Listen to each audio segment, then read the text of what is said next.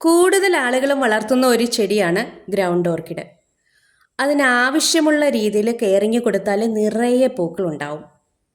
ഓർക്കിഡിൻ്റെ ഒരു തൈ വെച്ച് കഴിഞ്ഞാൽ കുറേ തൊണ്ടും കരിയും ഒക്കെ വെക്കുന്ന ഒരു പ്രവണതയുണ്ട്. ഒരിക്കലും അങ്ങനെ ചെയ്യാൻ പാടില്ല. ഒരു തൈ വെച്ചാൽ അതിൻ്റെ വേരുകൾ മണ്ണിൽ ഉറയ്ക്കാനുള്ള ഒരു സമയം കൊടുക്കണം. ആദ്യത്തെ 2 ആഴ്ചകളിൽ വെള്ളം മാത്രം മതിയാവും. 2 ആഴ്ച കഴിഞ്ഞിട്ട് ചെടിക്ക് വളരാനുള്ള നൈട്രജൻ കണ്ടൻറ്റ് കൂടുതലുള്ള വളങ്ങൾ ഇട്ട് കൊടുക്കണം. ചെടിക്ക് നല്ല വളർച്ച എത്തിക്കഴിഞ്ഞാൽ പൂവിടാനുള്ള നൈട്രജൻ കണ്ടൻറ്റ് കുറഞ്ഞ വളങ്ങൾ കൊടുക്കാം. പിന്നീട് മാസത്തിലൊരിക്കൽ വെച്ച് വളങ്ങൾ നൽകാം. ഓർക്കിഡ് വെക്കാനുള്ള ചട്ടി തിരഞ്ഞെടുക്കുമ്പോൾ പ്രത്യേകം ശ്രദ്ധിക്കണം. ഓർക്കിഡിൻ്റെ വേരുകൾ താഴ്ചയിലേക്ക് പോകാറില്ല. അതുകൊണ്ട് പൊക്കമുള്ള ചട്ടികളുടെ ആവശ്യമില്ല. നല്ല വാവട്ടമുള്ള ചട്ടിയാണ് വേണ്ടത്. വെള്ളം വാർന്നു പോകാനുള്ള ദ്വാരങ്ങളൊക്കെ ഉറപ്പാക്കണം. ഇതിൻ്റെ ചുവട്ടിൽ ആവശ്യത്തിലധികം വെള്ളമായാൽ വേരുകൾ ചീഞ്ഞു പോകും. അതുപോലെ തന്നെ മണ്ണ് ഒത്തിരി ഡ്രൈ ആയാൽ പൂക്കളും പൂമൊട്ടുകളും ഒക്കെ ഉണങ്ങിപ്പോകും. ഒത്തിരി ചൂടും തണുപ്പും ആവശ്യമില്ലാത്ത ചെടിയാണിത്.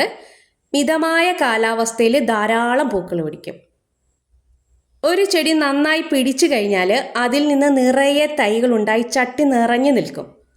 ഒത്തിരി തൈകളായി കഴിഞ്ഞാൽ പൂക്കൾ ഉണ്ടാകുന്ന തണ്ടുകളുടെ എണ്ണവും കുറയും. അതുപോലെ തന്നെ ഉള്ള തണ്ടുകളിൽ പൂക്കളുടെ എണ്ണവും കുറയും. നിറയെ തൈകളായി കഴിഞ്ഞാൽ പല ചട്ടികളിലേക്ക് തൈകൾ മാറ്റി നട്ട് ഒരു ഗ്രൗണ്ട് ഓർക്കിഡ് വസന്തം തന്നെ നമുക്ക് ഉണ്ടാക്കിയെടുക്കാൻ പറ്റും. പിന്നെ ശ്രദ്ധിക്കേണ്ട ഒരു കാര്യമാണ്, ഇതിൻ്റെ ചുവട് എപ്പോഴും വൃത്തിയായിരിക്കണം. ഉണങ്ങിയ ഇലകളൊക്കെ എടുത്തു മാറ്റണം. പൂക്കൾ കൊഴിഞ്ഞ് ഉണങ്ങി നിൽക്കുന്ന തണ്ടുകളൊക്കെ മാറ്റണം. കരിക്കഷ്ണങ്ങൾ ഇട്ടുകൊടുത്താൽ വേരിന് കീടബാധയേൽക്കില്ല.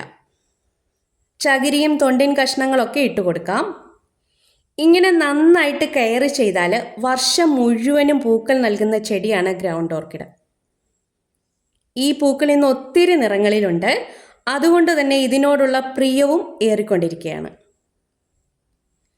വീഡിയോ ഉപകാരപ്രദമായാൽ ഒരു ലൈക്ക്.